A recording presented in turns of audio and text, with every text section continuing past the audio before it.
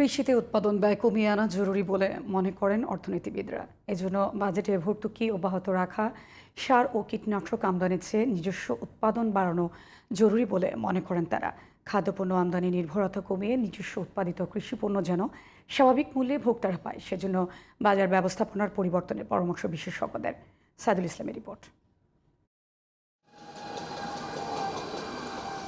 বাংলাদেশের অর্থনীতিতে অকৃষি খাতের প্রভাব ব্যাপকভাবে বাড়লেও এখনও কৃষি খাতের অবদান অনেক বেশি। জিডিপিতে এখনও কম বেশি 12% অবদান রাখছে কৃষি খাত। বিশেষ করে ধান সহ খাদ্যশস্যের উৎপাদন বৃদ্ধি, ডেইরি ও পোলট্রি খাতের বিপুল সংখ্যক মানুষের কর্মসংস্থান, মাছ ও সবজি উৎপাদনে অভাবনীয় সাফল্য বাংলাদেশের কৃষিকে চিনিয়েছে নতুন করে। যে কারণে অর্থনীতিতে নানা চড়াই উতরাই থাকলেও খাদ্য নিরাপত্তা নিয়ে খুব বেশি দুশ্চিন্তায় পড়তে হয়নি সরকারকে। তবে মূল্যস্ফীতি, দাতাদের নানা রকম শর্ত, সার ও কীটনাশকের আমদানি নির্ভরতা দেশে কৃষির জন্য সবসময়ই চ্যালেঞ্জের।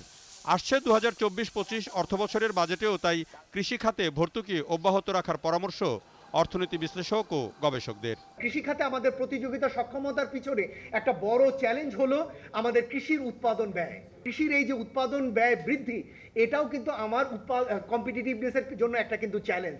সুতরাং সেই জায়গাটা কিন্তু এখানে মাথায় রাখার দরকার আছে বলে আমরা মনে করি। আওয়ামী লীগ সরকারের একটা বৈশিষ্ট্য হলো যে তারা গ্রাম এবং কৃষি খাতকে বাঁচিয়ে বাজেট করেছিল এই পর্যন্ত, কিন্তু এবার তারা কতটুকটা করতে পারবে আইএমএফের চাপের মুখে তা একটু দেখতে হবে। কৃষি উৎপাদন উপকরণে ভর্তুকিটা অব্যাহত রাখতে হবে।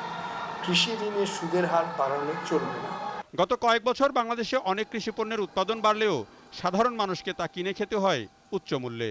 তাই বাজার ব্যবস্থাপনায় সুনির্দিষ্ট পরিকল্পনা না থাকলে সুফল আসবে না নিজস্ব উৎপাদনেও।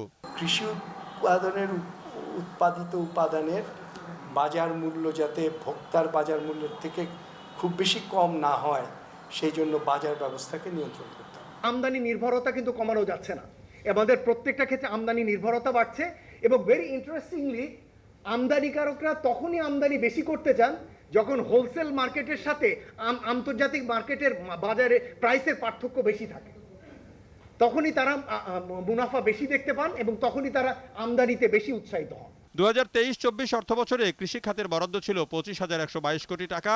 এর আগের বছর ছিল 33,000 কোটি টাকা। 2024-25 অর্থবছরের বাজেটে কৃষি খাতে মোট 25,000 কোটি টাকা বরাদ্দ হতে পারে।